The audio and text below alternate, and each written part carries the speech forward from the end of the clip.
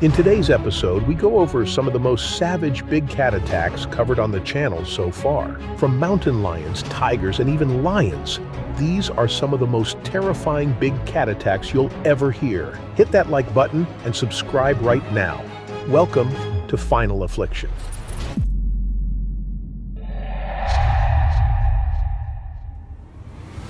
In October 2018, a 55-year-old woman by the name of Diana Bober went missing. Her family became concerned when they hadn't heard from her in a while. The last they knew was that Diana had headed to Welch's in Oregon. The village is situated 40 miles southeast of Portland and near the Mount Hood National Forest. This forest covers the base of Mount Hood, Oregon's highest mountain. It is a place that is popular with hikers and campers. It offers a beautiful wilderness set in rugged terrain. With over 1 million acres of countryside, it is a great place to explore. It's covered in forest, waterfalls, glacial creeks, and alpine meadows. Over 4 million people visit the national forest every year to enjoy the outdoors. Diana drove her car towards the forested area and parked it near the Zigzag Ranger Station. This was where the Hunchback Trail began. It was an undulating trail which promised incredible scenery and great viewpoints along the way. The trail runs for 9 miles before heading back down the same path. The hike was steep and rocky in places, and in the first 2 miles, the path rose 2,000 feet in elevation to the first viewpoint. This was where Diana's hike came to a sudden and tragic end. The rough and rugged terrain set amongst the forest was prime mountain lion or cougar habitat. These cats inhabit North, Central, and South America and are ambush predators. They hunt their prey using their stealth and agility. Although they can sprint at great speeds in pursuit of prey, they more typically pounce on an animal. No one knows exactly what happened to Diana, but it was likely she was stalked and then killed by a mountain lion. Diana was fit and was used to the outdoors. She enjoyed hiking. On this particular occasion, she set out alone. Walking along the trail, the mountain lion would have picked up her scent. If it was hunting for prey, then it would have homed in on Diana as she moved along the rocky path. Placing each paw on the ground carefully and silently, watching from a distance, the cat followed Diana, waiting for the opportune moment to strike. Perhaps Diana paused briefly in her ascent to take a breath or a photo. Or maybe she knelt down to tie a shoelace, making herself small and vulnerable. Whatever happened, the attack would have been sudden and unexpected. It is likely that Diana did not see the mountain lion before it was upon her and too late. Based on what survivors have said about other mountain lion attacks, it would have pounced on Diana from behind or from a blind spot. Males can weigh up to 160 pounds and females just over 100 pounds. Being hit by one of these large cats would send you crashing to the ground. In an instant, the cougar would be on top of you without you even catching a glimpse of it. They typically deliver a fatal bite to the neck of their prey. This either suffocates the larger prey animals or breaks the neck of smaller ones. Evidence suggested that Diane put up a fight. She had a sharp object that she used. She had mace. She had a stick. So the evidence is clear that she fought hard. Being floored by the mountain lion, she scrabbled about, trying to defend herself, kicking and punching as the mountain lion tried to deliver its fatal bite. Through flashes of beige-brown fur, she could see the cougar's sharp teeth. She could hear it growling as it mercilessly carried out the attack. Her hands were bitten as she tried desperately to push the cat away, but the cougar kept up its ferocious attack. Although it was relatively small for a mountain lion, it was strong and powerful. Fighting back would have been exhausting and difficult. It managed to bite her repeatedly around the back of her neck as Diana thrashed around trying to escape. But then, tragically, The mountain lion was able to secure a solid grip around Diana's neck, and it bit down powerfully. A bite force of approximately 400 psi and canines 2 inches long make these cats formidable predators. Diana's neck was found to be broken, and she sadly died from her injuries. It would have been a brutal and terrifying attack, one that would have caught Diana completely by surprise. When her family notified the authorities that she was missing, they immediately set up a search party. Her car was located at the ranger station at one end of the Hunchback Trail. The search team followed the trail up through the wooded region. A week after Diana was last seen by family and 2 days after discovering her car, her body was found. She had made it only 2 miles along the trail before being attacked. Her body was found 300 feet off the trail and down a steep incline. Her hands and the back of her neck were covered in at least 12 puncture wounds. Her neck was also broken. It was a tragic finding for Diana's family. They described her as an avid hiker and outdoors person. She had died doing what she loved, but locals and officials were shocked by the attack. Typically, mountain lions are shy and will move away from people when they sense they are near. Occasionally, they attack lone adults and small children, but this is rare. Following the finding of Diana's body and concluding that she had died from an animal attack, wildlife officials set up cameras along the Hunchback Trail. These motion sensors cameras would hopefully provide evidence of a predator in the area. 3 days later, they had their footage. It showed a female cougar close to where Diana had been killed. Suspecting this individual to be responsible for Diana's death, state police and search dogs set off to catch it. It wasn't far from the trail where Diana had been hiking. When it heard the search team closing in, it tried to hide. The team managed to track it down, and it scarpered up a tree. Police then shot and killed it. The cat fell to the ground with a heavy thump. Then it was taken away for examination. The cougar was delivered to the U.S. Fish and Wildlife Service Forensics Lab in Ashland. Technicians tried to match DNA from the cougar to that found on Diana, but they weren't able to. Too much time had passed since the attack, and rainwater would likely have washed away any evidence from Diana's body. The female cougar they killed weighed in at 64.5 pounds. This was a relatively small cat, but it was still strong and powerful and was able to deliver a fatal bite. The Oregon Department of Fish and Wildlife were unclear what the motive for the attack was. The mountain lion was not emaciated and appeared to be in good shape.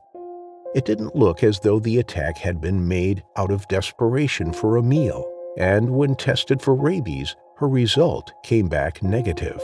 The necropsy report on that cat showed nothing wrong with him whatsoever. Everybody expected to see some kind of brain tumor or worms or something that would drive him to that behavior. That just wasn't so. Maybe Diana startled the cougar, and instead of fleeing like many cougars, it attacked her. It is also possible, of course, that the cougar was out hunting when she homed her senses in on the lone hiker. However, she did not eat Diana nor stash her away for later. The sheriff's office stated that there were about 6,000 cougars or mountain lions in the state of Oregon. They received hundreds of complaints every year about livestock and pets being attacked by them. But no one has ever been killed by a wild mountain lion in Oregon before, at least not to their knowledge. The only known incident of a mountain lion attack in Oregon was the death of 36-year-old Renee Radzawan Chapman. She was head keeper at Wildcat Haven Sanctuary. This is a nonprofit that rescues wild cats, often those that have been illegally kept as pets. The young mother was tragically mauled to death inside the cat's cage back in 2013, despite expressing concerns to her boss about working alone with the cougars. Besides this attack, Diana would be the first to take place naturally in the wild. Over the past 100 years, there have been 126 cougar attacks in North America. 27 of these have proved fatal. It seems Diana was in the wrong place at the wrong time. And although hiking in the great outdoors always carries with it an element of risk, no one could have predicted the attack on Diana that led to her terrifying final affliction. The Siberian tiger, sometimes referred to as the Amur tiger, is one of the most majestic animals on Earth and is the largest of all big cats. It is a species of tiger native to the forests of Russia, China, and North Korea. It is distinguished by its enormous size and powerful strength. To put it into perspective, some males weigh up to 660 pounds, equivalent to the weight of a large motorcycle.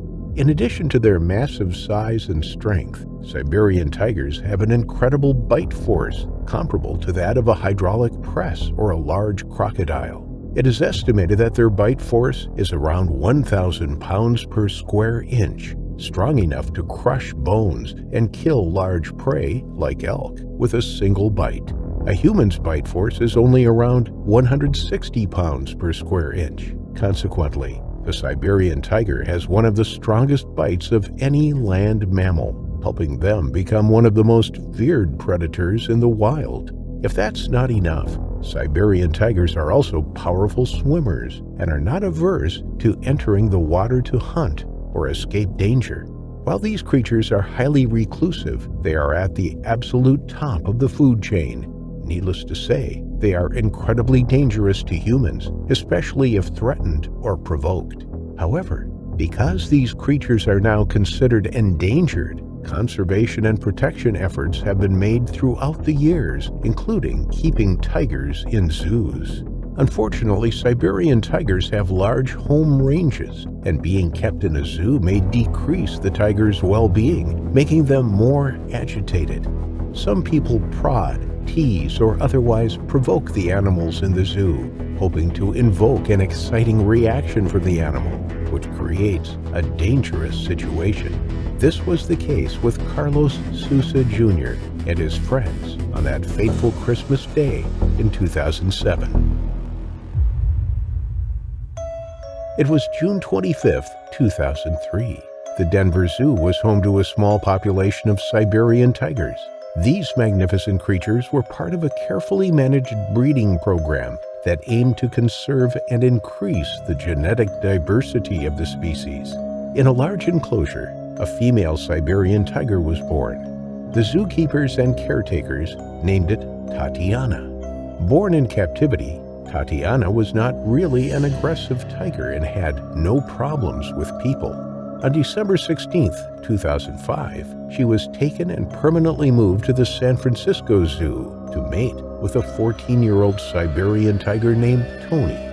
Everything was well until December 22, 2006, when Tatiana attacked her veteran zookeeper, Lori Komajian. In trying to feed her, Lori violated safety protocols and entered the tiger's enclosure alone, without proper notification to other staff members. As Lori approached, Tatiana attacked her by biting and clawing at her, seriously injuring Lori's head, neck, and upper body. Hearing Lori's screams, the other staff members rushed to the scene to help. Thankfully, they were able to safely remove Lori from the enclosure and call for medical assistance. Unfortunately, this wasn't the last time Tatiana would make headlines.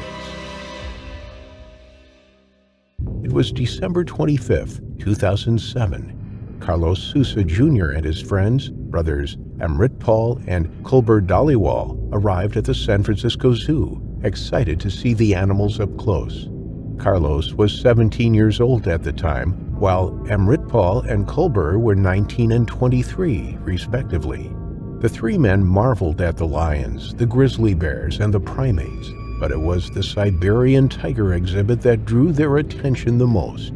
As they approached, they saw the magnificent Tatiana pacing back and forth, the creature's amber eyes fixed on them. Carlos and his friends were in awe of the tiger's size and beauty. They watched as she crouched down, muscles ripping under her thick fur, and then pounced on a toy that had been left in her enclosure. Carlos laughed as he watched the tiger play, but then he noticed something that made his blood run cold. He saw that the wall separating the tiger from the visitors seemed shorter, and that it appeared to be lower at one end of the enclosure than the other. Carlos pointed this out to his friends, but they laughed it off, saying that there was no way the tiger could jump over the wall. After all, there were barriers and trenches in front of the wall designed to prevent such a thing from happening. Amritpal and Colbert decided to do something stupid. The two brothers decided to taunt Tatiana. Colbert picked up a pine cone and tossed it toward the tiger in the enclosure.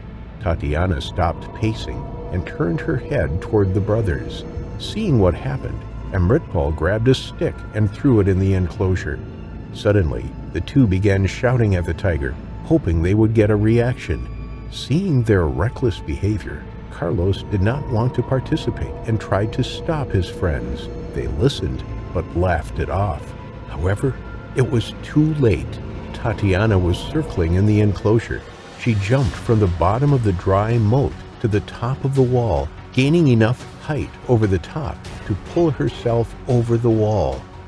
She eyed Amritpal and immediately jumped on him.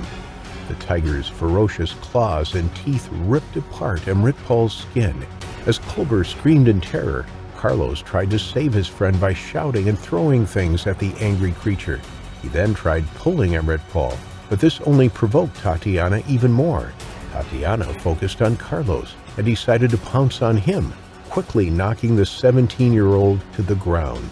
The tiger then decided to pull him away from the group, mauling him and biting him in the head and torso. Meanwhile, Amritpal and Colbert ran for their lives toward the zoo cafe 300 yards away. However, since it was already closing time, the cafe was locked.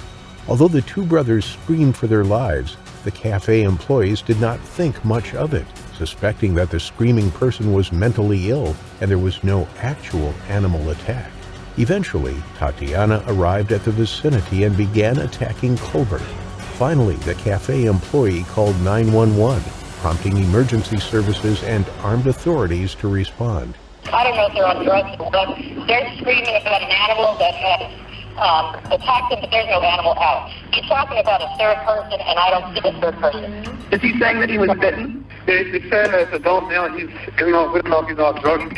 Is the patient saying that he was bitten by an animal? He's saying that it's bitten by an animal, but there's no animal escape because he could just be crazy. Okay. 4 police officers were dispatched to the area, and the entire zoo was locked down to prevent Tatiana from escaping.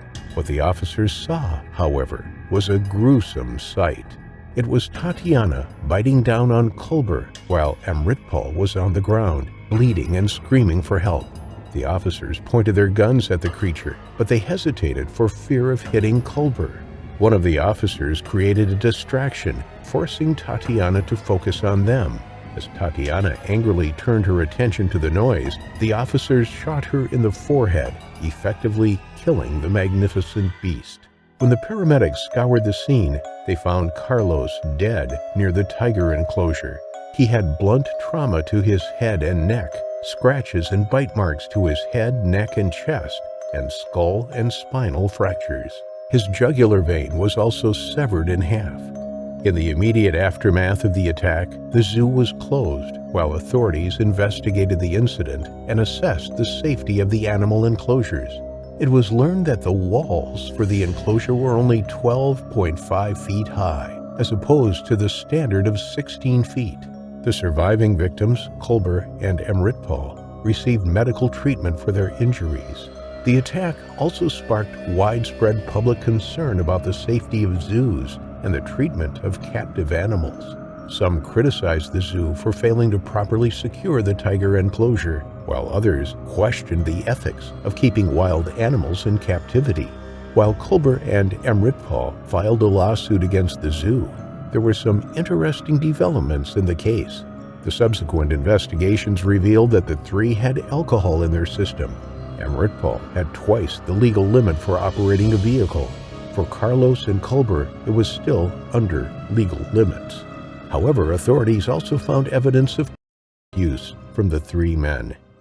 On December 25, 2008, a life-sized sculpture of Tatiana was unveiled at the community garden on the Greenwich Steps at 274 Greenwich. A year later, the lawsuit between the two brothers and the zoo was settled for $900,000. Meanwhile, a lawsuit by Carlos's parents was settled on undisclosed terms. In that same year, Amritpal was sentenced to spend more than a year in state prison due to run-ins with the law, including probation violations, evading arrests, and speeding. Additionally, after filing the lawsuit, Amritpal was immediately arrested on suspicion of shoplifting. In 2012, Culber died of undisclosed reasons at the age of 24. It's very obvious from public records that the two brothers were likely provoking Tatiana, causing her to wreak havoc.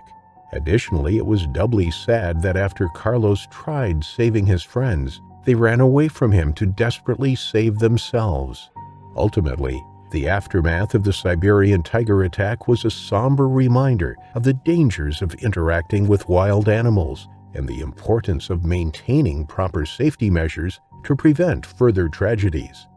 This story goes to show that even while visiting a zoo, accidents still happen, and if you aren't careful, it can lead to your terrifying final affliction. Mafui is a small village in the eastern province of Zambia. Known as a gateway to South Luangwa National Park today, Mafui is a popular tourist hotspot and wildlife conservation area. Its most notable attractions include safari tours, camping sites, and lodges where patrons can get up close and personal with elephants. However, our story takes place in the 90s when Mafui was not as tourist-friendly as it is today. In the hot summer of 1991, two boys were playing in the plains after sundown. They were supposed to have been back in the village before the big orange sun sank on the horizon, but they were enjoying their game so much that they lost track of time. As the sun set, there was no point in playing in the darkness, so they began their long walk home, hoping their parents would understand and excuse their tardiness. As they walked, they talked about their adventures that day and made plans to hang out again soon. Little did they know that they were being stalked by a deadly predator who was hiding in the tall savanna grass, waiting patiently for the right time to strike. As the boys got to a point where the road split into two, a great lion suddenly sprung out and knocked one of the boys to the ground before they even had a chance to blink. The lion wasted no time in biting the boy's neck and almost immediately rendering him quiet and subdued. The boy was dead in just a few short seconds. Shocked and panicked at the sight of seeing his friend murdered, the second boy ran for help. He stumbled through the dark, moving as fast as his legs would take him, and after breathlessly running for quite a distance, he found some game rangers who helped him call the authorities. The game rangers rushed to the attack scene, firearms drawn, but it was too late. The lion was gone, and all that remained of the dead boy were tattered bits of his clothing, parts of his chewed-up skull, and fragments of bone. That young boy was the man-eater's first victim, and the beginning of its reign of terror. About 30 days after the boy's life had been gruesomely cut short, a woman was walking around the outskirts of the village gathering supplies for dinner. She needed some herbs and firewood, and it wasn't uncommon for her to get these things at the edge of the village. When she had finished, she walked back home, set her items down, and began her usual evening routine. The woman did not know that she had an unwanted visitor who had been following her carefully home. The giant lion stalked up to her front door, knocked it down, and entered her home. Before the woman could register what was going on, the lion pounced on her. It bit and clawed at her, trying to quickly subdue her just like it had done to the boy. Valiantly, the woman tried to fight back. She struggled desperately to get the lion off of her, but it had the size and surprise advantage, and soon her injuries were too significant for her to do anything but lie helplessly as the lion took her life. The lion left once it was done with her, and upon discovering the harrowing scenes, authorities searched the bushes around the house for clues as to where it had gone.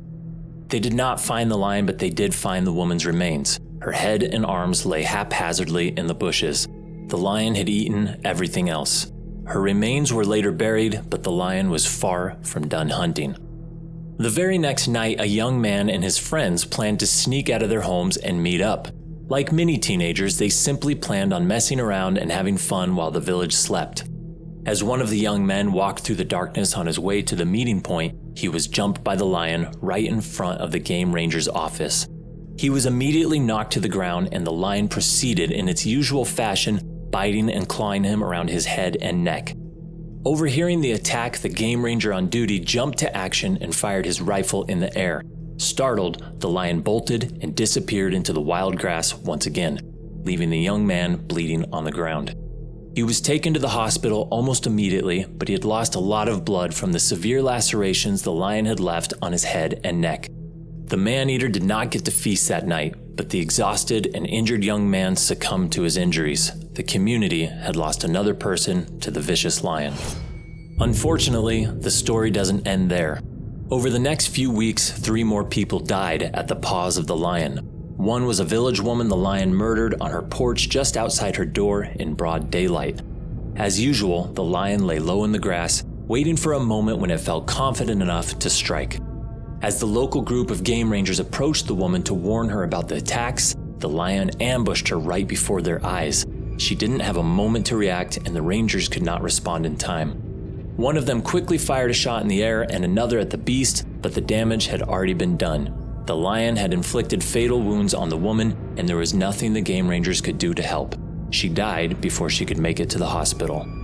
So far, the man-eater of Mafui had claimed the lives of 6 victims, and both the villagers and authorities were at a loss on how to take down this murderous beast. As female lions are the primary hunters of the pride, the authorities took short hunting trips to cut the local lion pride down by a few individuals. In August 1991, they randomly chose a lioness from the pride and shot her dead, but the attacks continued. The man-eater's last victim was a woman named Jesleen from the Luangwa Valley village of Ngozo. Jesleen had been on the edge ever since she'd heard of the attacks. No one knew where the lion would strike next or if it would strike next, and it was disturbing to think that such a beast could still be on the loose. She had just bagged her laundry to take down to the river the next day for washing, and with that plan in mind, she laid down in bed and went to sleep. While she slept, the man-eater broke through her door and dragged her from her bed with its teeth and claws. Jesleen screamed in pain and terror, shouting for help as the lion carted her off into the bush. The lion devoured her body and bolted off, frightening the villagers. With each attack, the lion had become more confident in its skills and cunning. This time, it didn't stop at just eating Jesleen. By the afternoon of the next day, the lion was back. The villagers watched in terror as the giant lion swaggered confidently through the village and into Jesleen's hut. It remained inside for a few minutes before it strutted right back out, carrying her bag of dirty laundry in its mouth. For some reason, the lion took her dirty laundry with it into the bush, likely because it smelled like its last meal, or maybe it wanted a trophy for its kill.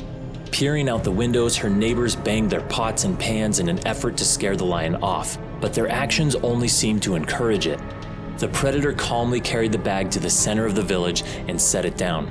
Then it let out a mighty roar, looking around at the huts as if daring someone, anyone, to come out and defy it. Of course, no one would dare, and the lion, satisfied, picked the bag up again and strutted off into the bush. Through the following days, the lion was seen playing with the laundry bag like a house cat with a ball of yarn. It would swat at the bag, pounce on it, chew it, and roll it around. The villagers could hardly believe what they were seeing. It was at this point that they deduced that the beast indeed could not have been an ordinary lion. No, the man-eater of Mafui was a demon, and by playing with the bag, it was casting evil spells. Better still, they decided a sorcerer had changed into a lion to terrorize them. The lion's murderous spree was so disruptive and its actions so disturbing that professional hunters visiting the area decided to see what they could do to get rid of the predator. The first hunter to attempt dispatching the lion was a Japanese bounty hunter who specialized as a hired hitman. The bounty hunter set traps all over the area and pursued the lion for weeks, but ultimately ended up unsuccessful. It seemed that the cunning lion was toying with them like it knew when they were watching and when they weren't. Adrian Carr, a local safari hunter, tried his luck next. Along with setting traps like the first hunter, Adrian also set up bait and a blind made of paper bags to try and kill the lion. He hung a carcass about 10 feet off the ground from a tree, then hid behind the blind a short distance away. One night while waiting, Adrian heard the lion's footfalls as it approached the bait. He could hear the beast chewing, and he decided to let it eat for a while before putting a bullet in it. After about 20 minutes, Adrian flipped on the spotlight and could clearly see the giant lion standing on its hind legs as it chewed on the carcass. He aimed his rifle at the lion, but the presence of the light sent the lion running into the nearby cover of darkness. Like the previous bounty hunter, Adrian failed to end the lion's reign of terror. The man-eater of Mafui finally met its deserved end when Wayne Hosek stepped into the scene. Wayne was a professional hunter from California, and he'd heard about the beast while visiting the area on a private hunting trip. Coincidentally, his hunting party had come across the lion's toy, Jesline's laundry bag, in a dry riverbed. Wayne and fellow hunter Charles Bukes decided to turn the predator into prey. They set a trap consisting of the laundry bag and a large stash of hippo meat. They set up a hide nearby and lay low and wait for the lion. It wasn't an easy hunt. The men waited patiently for almost 3 weeks in the hide, but it was like the lion knew they were there and wanted to play. It moved as it pleased, often circling the bait without seeming particularly interested.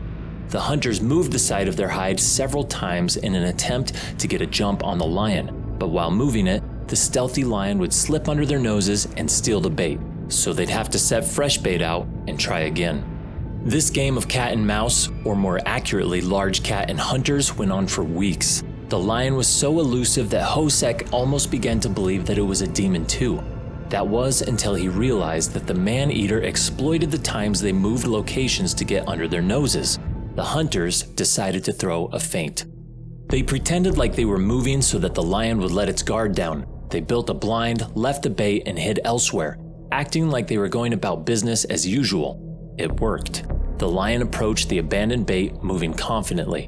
When it got to the open blind, it turned around and snarled. The lion had realized a little too late that it had been tricked. He began to rush towards the hunter's real location, but Hosek was ready. He raised his rifle, aimed, and shot. Bang. The bullet left the gun and landed right in the lion's left shoulder, causing it to crumple into an angry mass of fur and claws. The hunters wasted no time in killing the enormous lion. Its reign of terror had gone on far too long, and now it was finally over. The man-eater of Mafui was dead. Upon its death, the people swarmed out of the village to spit at the animal's corpse and beat it with sticks. The demon was finally gone, and they were not going to pass up an opportunity to celebrate. Local shamans did rituals over its body to make sure that its supposed supernatural powers were banished once and for all. The powerful shape-shifting sorcerer was dead, and they had to ensure it never cast another spell. The man-eater of Mafui was eventually stuffed and displayed at the Field Museum in Chicago, along with its favorite toy, Jesline's laundry sack. The maneless male lion remains there on display to this day. Wayne Hosek, the man who killed the man-eater, would go on to write about it in his 2009 memoir, The Man-Eater of Mafui. All in all, although the total body count for the lion is relatively low for such a feared beast, it has become a local legend, a boogeyman for kids' bedtime stories to warn them about the dangers of playing too late and not looking over their shoulders for stalkers. As majestic as lions are, they are still deadly predators, and a lion on the loose usually spells disaster for any of those who cross its path, its teeth biting you as you cry out in pain before ultimately meeting your final affliction. White tigers are legendary creatures of rare power and beauty. They are symbols of purity and strength, with their presence commanding respect and awe in equal measure. With only 200 of them left on the planet, those lucky enough to catch a glimpse are treated to the mysteries of nature, as the ghostly beauty of the white tiger remains etched into their minds for a lifetime. It is for their unending beauty that these big cats have been a source of attraction to circuses since their first discovery. Their ability to jump through fire hoops and perform incredible stunts make them the stars of the show. Siegfried Fischbacher and Roy Horn were stage performers who used live animals in their shows. The two met on a cruise ship in the 1960s before bringing their magic acts into the never-sleeping city of Las Vegas. Their shows, which featured acts involving cheetahs, white tigers, elephants, and lions, were unique and extravagant. Over 400,000 people would witness their daredevil theatrics on an annual basis. The crowds would guffaw with delight as the pair showcased their death-defying feats. To many, they were the magicians of the century. Over the years, the duo built a name for themselves, eventually signing a record-breaking deal worth $57 million with casino developer Steve Wynn. The 5-year deal entailed the duo staging a Broadway meets Barnum and Bailey extravaganza at the prestigious Mirage Casino and Hotel. For 13 years, they performed over 30,000 unique and extravagant shows to sell out crowds, amassing a tremendous amount of wealth. The pair soon were among the Vegas royalty, living in a palatial property that they called the Jungle Palace. Here, 63 tigers and 16 lions roamed freely, at times sharing the bed and pool with Roy Horn. With this number, Siegfried and Roy owned 10% of the world's white tigers at the time. Since his childhood, Roy had a big place in his heart for animals. For most of the big cats on his compound, he had raised them from birth, building trust and friendship with them. He considered them his family. His love for these graceful beasts was so big that he meditated with at least one tiger every day. Siegfried was a technical wizard, an exemplary magician and the brains behind illusions and magic tricks, while Roy was the animal master.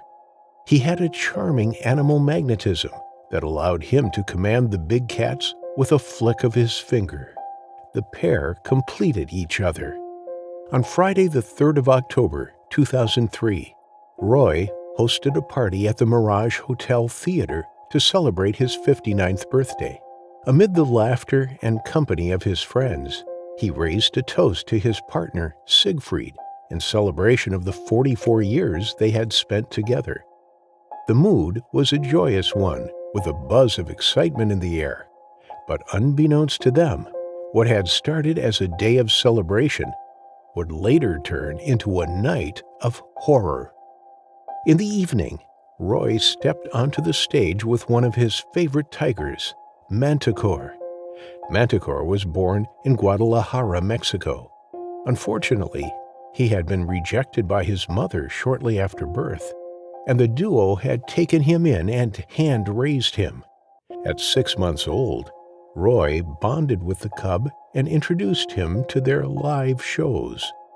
Their bond and trust had grown over the period, with Manticore performing over a dozen times alongside Roy.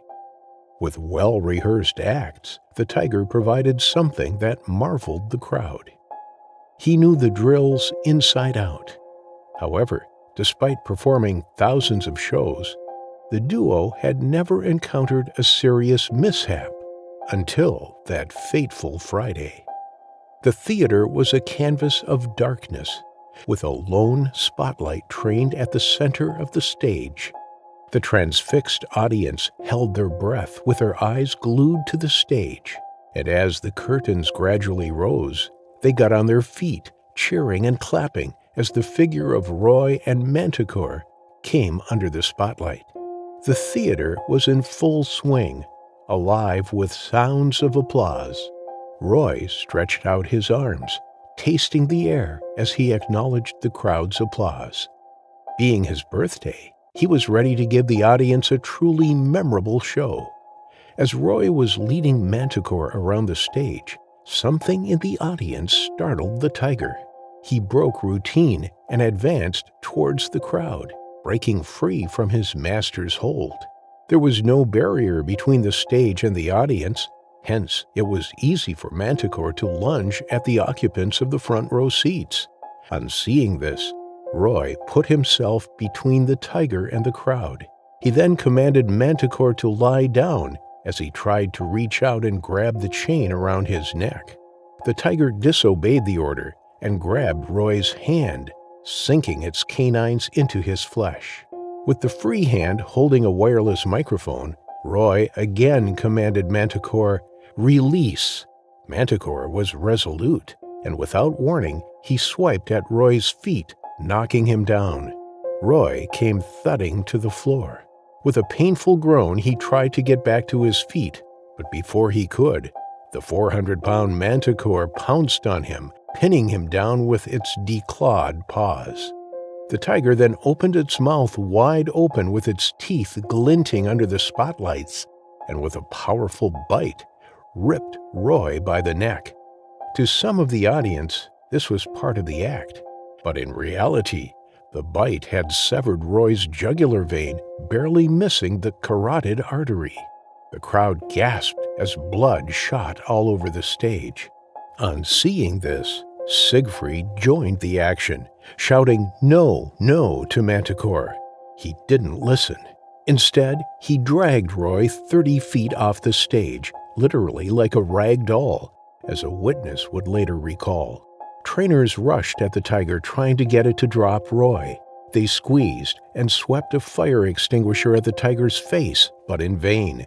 They then beat its head using the butt of the fire extinguisher, and eventually, Manticore dropped Roy as he retreated to his cage. The mood in the fully packed theater changed. The commotion had stirred a number of people in the crowd. Backstage, Roy lay motionless in a pool of blood. By the time the emergency medical officers arrived, his state was critical. He had lost almost 2/3 of his blood. In the ambulance, the medical team managed to stop the bleeding as Roy murmured, "Do not shoot the cat," before going to slumber. At the University Medical Center, he was quickly rushed to surgery. In addition to tearing his jugular, the tiger had also crushed Roy's windpipe and sliced his vertebrae. Roy suffered a stroke, and the surgeons had to remove a quarter of his skull in order to reduce swelling on his brain. The medical team fought to bring Roy back, as his heart gave up at least 3 times during the surgery. Siegfried was in shock. He couldn't picture the pain his lifelong friend had gone through. Back at the Mirage Theater, word had already spread through Las Vegas like wildfire. In a city full of risky gamblers, few were betting on Roy's survival. But against all odds, 2 days after the fatal incident, Roy began responding to questions. He answered by squeezing his hand once for yes and twice for no. For someone on the ventilator, unable to speak or swallow, he displayed the will to live. He recovered better than most people had anticipated. 3 months later, friends and family were in immense joy as Roy murmured his first words since that fateful night. After the attack, protests and outroar from animal rights groups propelled the U.S. Department of Agriculture to open investigations on the incident. They wanted to investigate any violation of animal welfare. The U.S. Department of Agriculture then proposed that the audience should be at a sufficient distance with barriers erected in the presence of such ferocious animals. On the other hand, animal rights groups argued that show animals be retired and released out in the wild.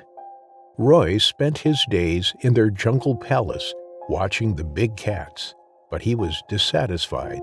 He wanted to end the Las Vegas extravaganza on a high note, and so, 6 years after the incident, the duo made a miraculous return to the stage for one last act. Old and not as physically fit as before, the show didn't have the same energy and thrill, but it was still a fitting end to the duo's tremendous career. As for Manticore, he spent the rest of his days at the Jungle Palace until 2013, when he died from an illness. The German duo was deeply devastated despite their close encounter with their final affliction. Around the turn of the 20th century, in the Kanchanpur district of western Nepal, a young man set out from his village into the jungle, armed with a decrepit old muzzle loader, while towing a goat. He had built a tiger hunting stand, where he tied the goat to an earthed pen and mounted it onto a tree, lying in wait for the majestic Bengal tiger. Hours elapsed, and by the time the sun was setting over the horizon, his initial excitement of hunting a tiger had turned to boredom and irritation. Dusk was fast approaching, but still the scrawny goat stood tethered and untouched. He began to doubt if the tiger would show up at all. But then it happened. the tiger gracefully appeared with a force unlike any he had ever seen. It attacked the goat with appalling power, which was a big contrast to its beauty. It was as if the dappled patterns of the forest floor themselves had come alive and possessed it. The goat had no time to neither cry nor move.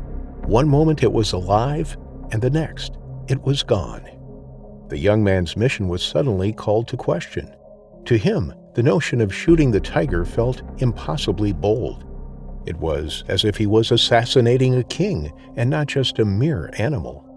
He noted how massive it was in size, with its eyes more similar to his than any other creature he had ever encountered. He watched as two cubs playfully appeared from behind the trees looking for their mother. This only soured his conviction further, but he had to make a decision, to shoot or not to shoot. With the tigress in his sight, he took one deep breath and then pulled the trigger. The tigress dropped the goat and dashed back into the forest with the taste of its own blood filling her mouth.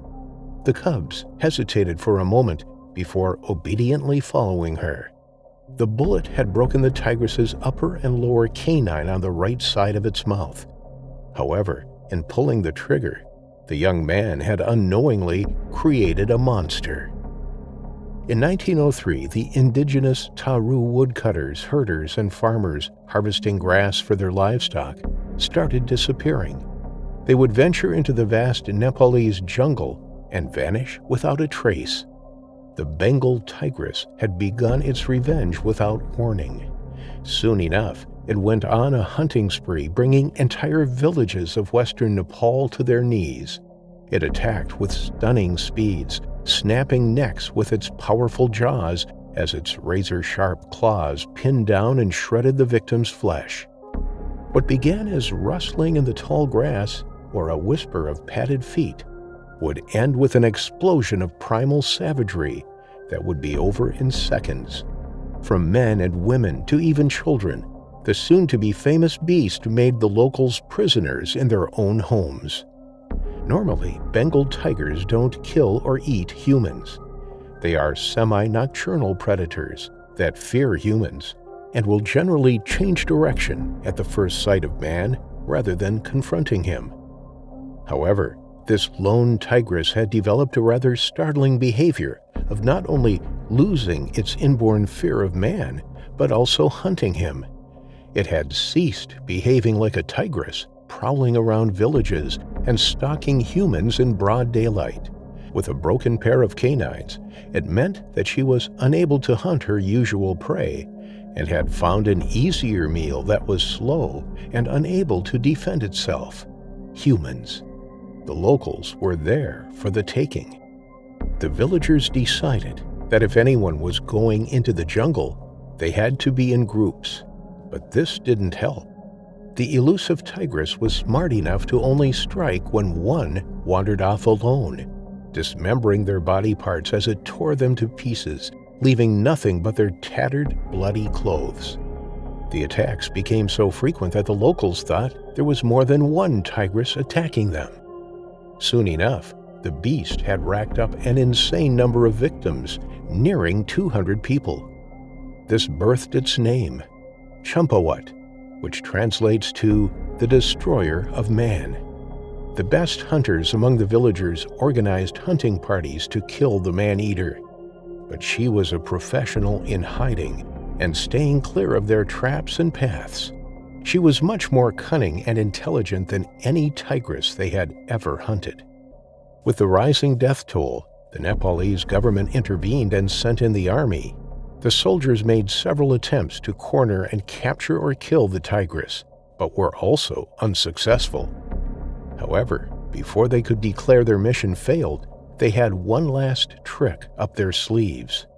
They gathered a massive hunting party consisting of hunters mounted on elephants, local volunteers, and the soldiers themselves, and together formed a vast line, which they were to use and drive the devil of Champawat out of its hideout. The line then pushed through the jungle using the ancient Nepalese ring hunt method and slowly closed in on the tigress like a massive pincer. The tigress was overwhelmed by the collective thunder of 100 rifles firing, thousands of men screaming, and dozens of elephants blasting their trumpets into the air. With its last hope of survival being to run in the opposite direction, it dashed into the Sharda River and crossed over, seeking refuge in the neighboring country, India. They had successfully forced the tigress out of Nepal. The Nepalese government then called off the army, given that it was no longer their problem. However, in its new territory, the tigress moved on to feast on the villagers of Kumaon, India. It had tasted blood and was hungry for more. Hunters, as well as the local authorities, hunted for the beast, but just like before, she was always one step ahead.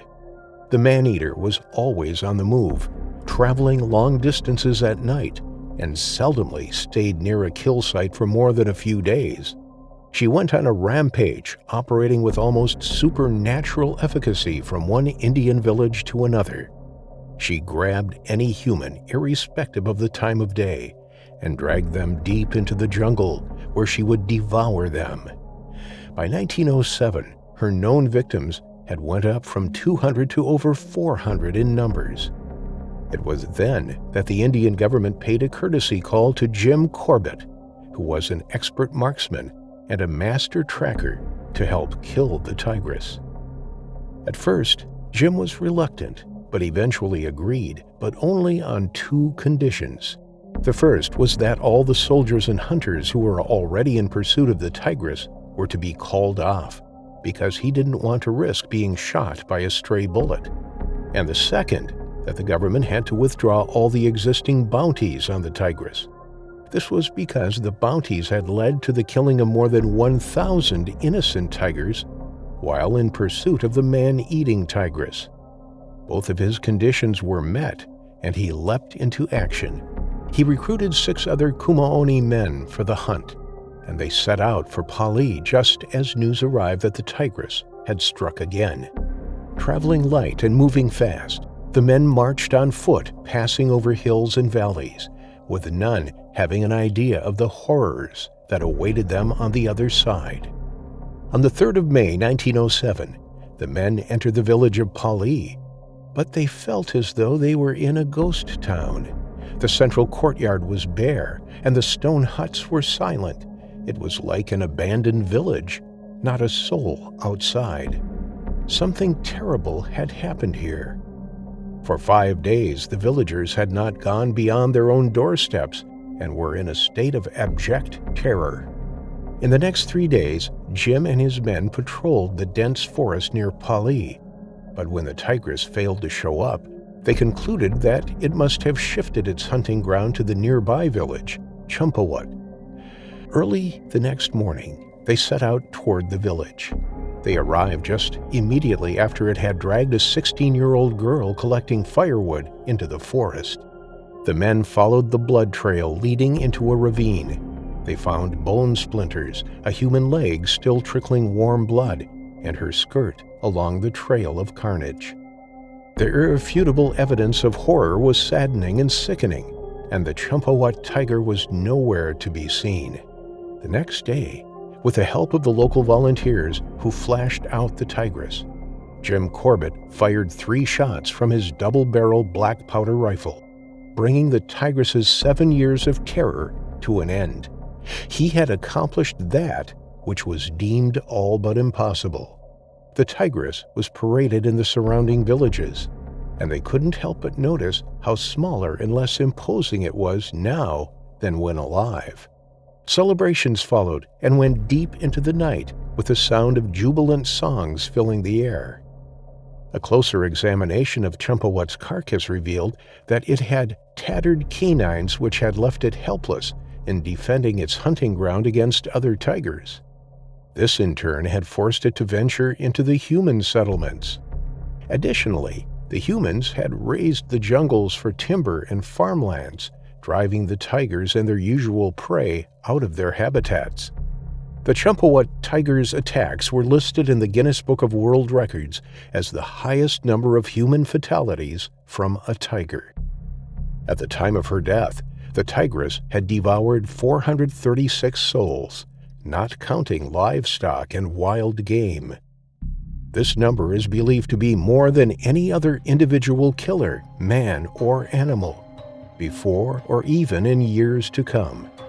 Some described her as the most prolific serial killer of human life the world had ever seen.